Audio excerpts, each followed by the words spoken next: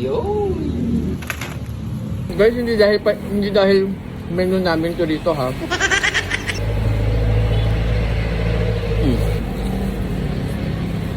Wow! Grabe!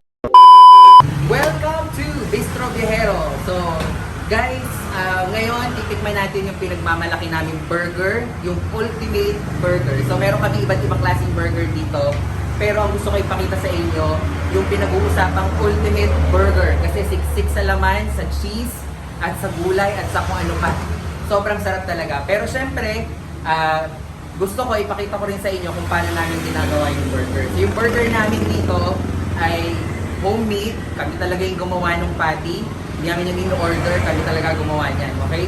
So, titikman natin, pero bago namin ipakita sa inyo at ipatikim sa inyo, papapanood ko muna sa inyo kung paano namin ginagawa yung burger sa kitchen. So, papasok tayo. Pero bago yun, ang Bistro Viajero ay located sa Taguig, Morong Rizal. So, mamaya makikita nyo sa pagkakit ko sa taas, meron kaming overlooking.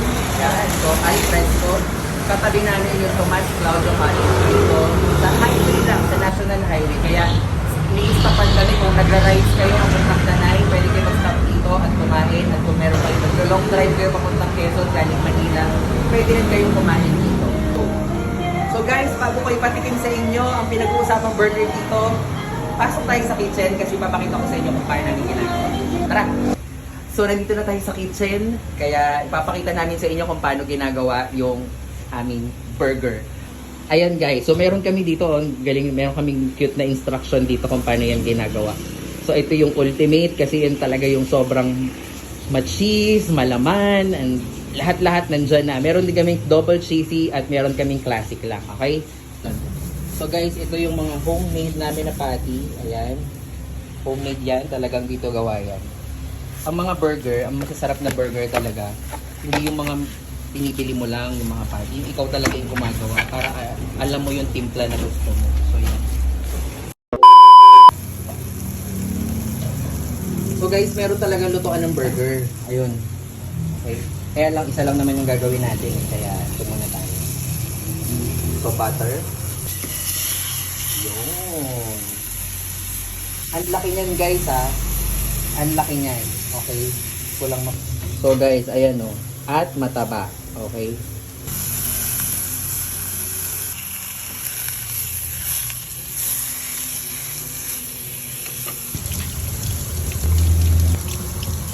And kapag bumili kayo ng burger, lahat yung classic, yung double cheesy, saka yung ultimate, may kasama na yung fries. Ganyan karami yung fries na nakalagay. Alin. Lahat lang nilalagay din namin ng mga gulay, mga fresh yan lahat.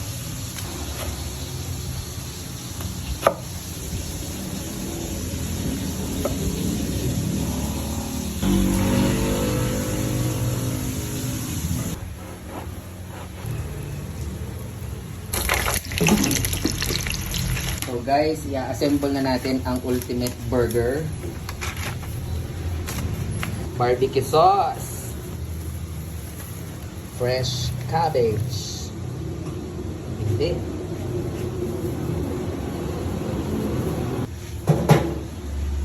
Ang unang layer ng ating. So guys, pati yung cheese namin dito, homemade din yan. Kami na rin ang gumagawa. Yo! Grabe, bukod sa cheese na homemade cheese, meron din sliced cheese. Tapos pinatungan pa ulit ng mayonnaise. Siyempre yung pangalawang layer ng patty, another layer ng cheese. Ultimate, ang tindi.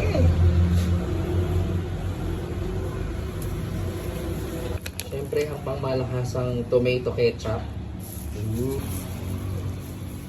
Cucumber and tomato. Ano ba ng cheese yan? Grabing cheese yan. Natatapos ha, grated cheese. Paano mo kakainin ngayon yan?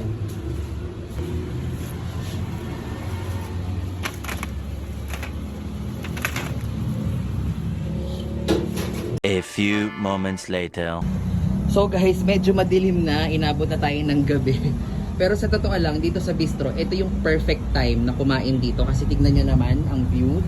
Sunset. Diba? Sunset. At ito tayo sa bistro. So, gagamit na ako ng ring light kasi gabi na talaga. So guys, I hope ma-appreciate nyo pa rin yung views. Sunset na kami dito ngayon dahil late na ako nag-start mag-video. Pero guys, pipilitin ko pa rin ipakita sa inyo.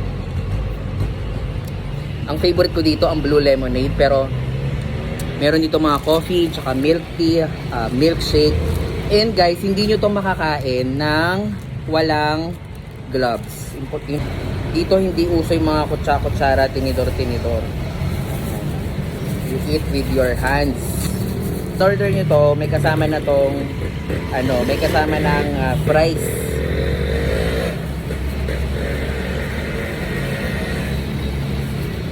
Sarap. Ang masarap pa dito sa bistro guys, kaya ako to pinopromote din. Kasi kung gusto nyo tumambay, lalo ngayon ang init-init ng panahon. So dito, sa totoo lang may dito ako nagwo-work madalas. Kasi nga, di ko kailangan ng aircon dito kasi may hangin. Let's try. Harap ng fries. Malutong, pakinggan nyo. Lutong, di ba? Harap. Paano mo ngayon to kakainin? Oh my God. So guys, kaya dapat naka-gloves kasi talaga messy siya kainin.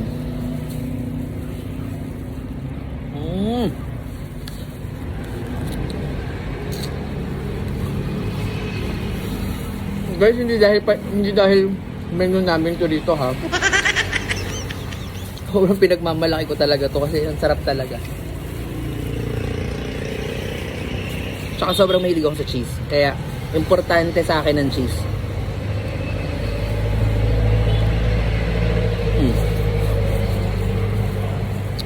Kaya hindi ako pumayag na na yung cheese namin bibilin lang namin. Sabi ko kailangan gumawa tayo ng sarili nating cheese. Importante siya sa akin.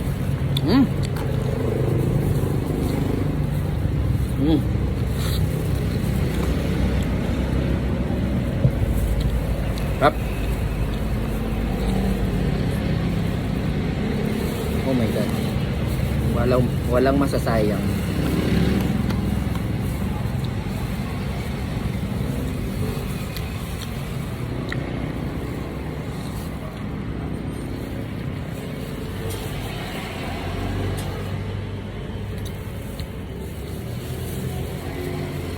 Sorry guys, kung napapanood nyo ako na madaling araw. Sorry.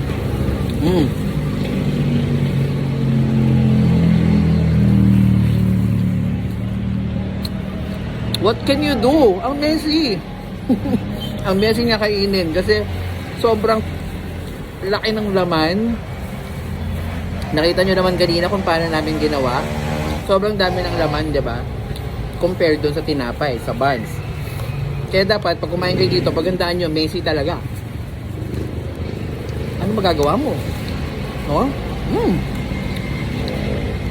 For some reasons, hindi ako nagtanghalian kanina. Bakit ba? Kasi ang dami kong ginawa, kaya ako na late eh. Nagpaligo ako ng aso. Kaya pala hindi ako nag-lunch.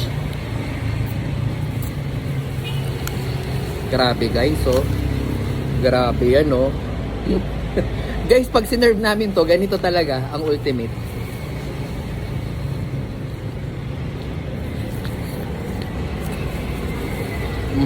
Grabe.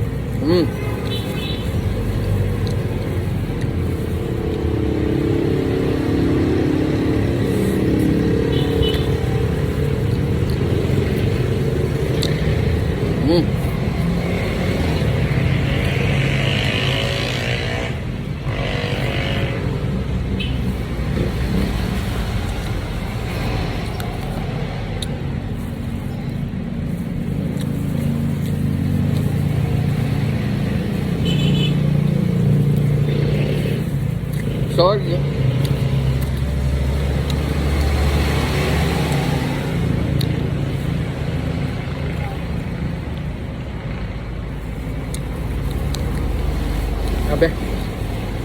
The best.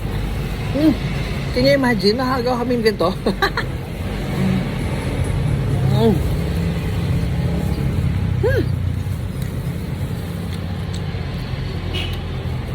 Guys, kung mahina kang kumain, sobrang laki ng burger na to.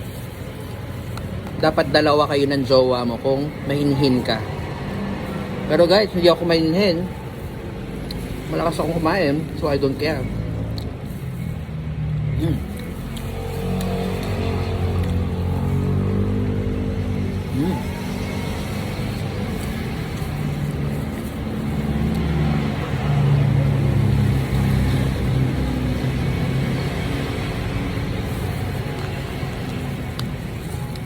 Ang dami rin ng fries namin sinaserve.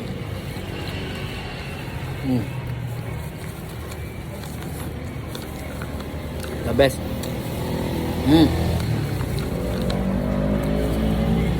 Grabe, busog na ako. Busog na busog ako. Ang OA. Ang OA niya sa laki, promise.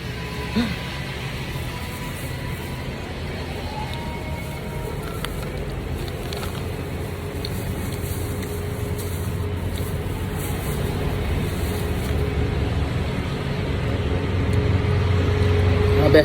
Oh.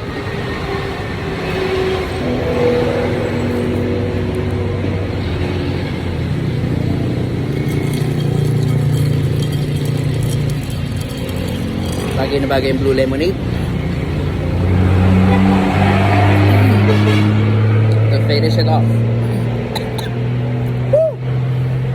Woo! Woo! Grabe. Ang laki.